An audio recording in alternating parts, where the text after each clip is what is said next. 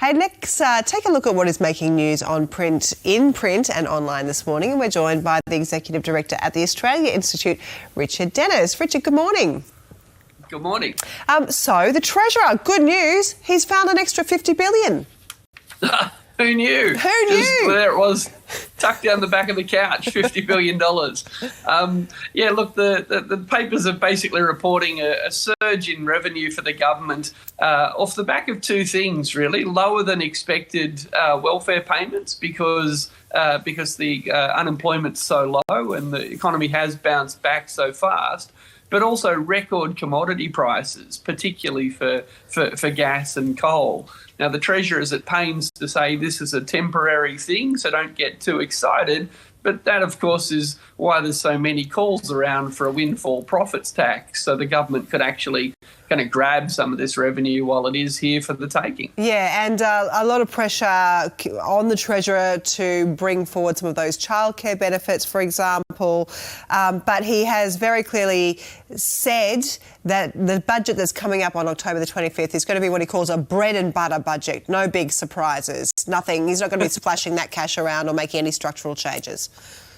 No, we'll wait and see, of course. He doesn't make his big announcements before the budget. But, there's a lot of money to be spent and a lot of revenue needs to be raised. Yeah, and you've got to be careful about that, don't you, in an inflationary environment. But, Richard, why don't we move on to something we've all been, I suppose, pondering during the mourning period of the Queen, and that is the attitude of Australians if and when we get into a full-blown debate about a republic for Australia. Now, there is some measurement of this, a little bit of polling in the field.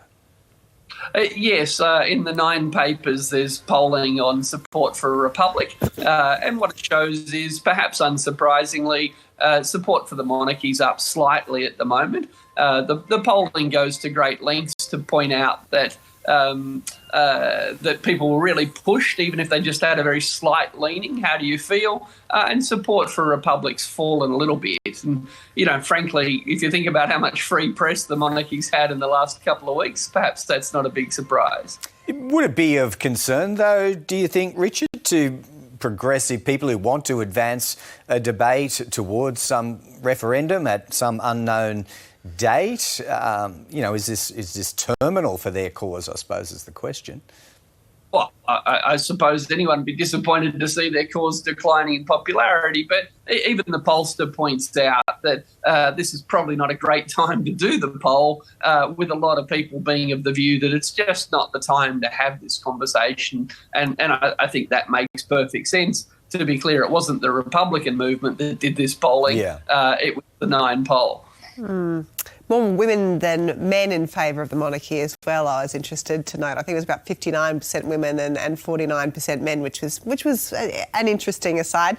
Tell us about another story in The Age this morning about a hybrid car tax. Yes, so the Albanese government has made a proposal to provide some subsidies for electric vehicles, in part because there's actually enormous subsidies for large four-wheel drives in Australia, so trying to level the playing field.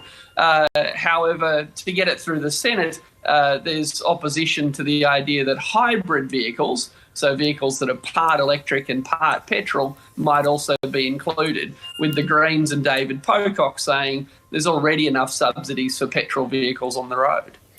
What do you think of that? I mean, you've kept a long eye on all of these climate-related policy discussions, Richard. Should it be closely targeted on pure EVs only, in your view?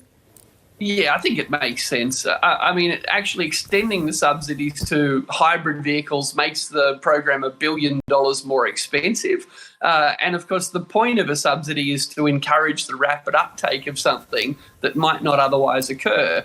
Hybrid vehicles are actually selling pretty well in Australia, but boy, do we really lag the rest of the world when it comes to electric vehicles. And the Greens and I think Senator Pocock has suggested that the money would be better spent on actually rolling out the charging infrastructure around the country so that more people feel comfortable to buy an electric vehicle rather than subsidise hybrid vehicles that people are clearly comfortable buying. Yeah, and this is only an interim step, I think, towards a much bigger policy around EVs, which is fuel efficiency standards and all of that. So there's a lot more to come in this space, right, Richard? Exactly. I mean, unfortunately, Australians drive some of the biggest, least efficient vehicles in the world. The top-selling cars in the in the UK, are things like the Tesla 3 and the Volkswagen Golf. The top-selling cars in Australia are things like the Ford Ranger and the Hilux twin cab Ute. So we've convinced ourselves we need enormous vehicles to get around our cities. Other countries don't do that. And the purpose of policy change, obviously, needs to be to drive that change. But, it's very profitable selling these big, very fuel inefficient vehicles in Australia. That's why they're sold. Oh, well, we'll see what the change to the petrol excise, if that actually shifts any points of view. As we know, the Treasurer made clear yesterday that it is absolutely coming back. It is ending as scheduled, the cut to that. And so, we'll see if that helps to change people's minds as well. Richard, thanks so much for speaking to us this morning. Thank you.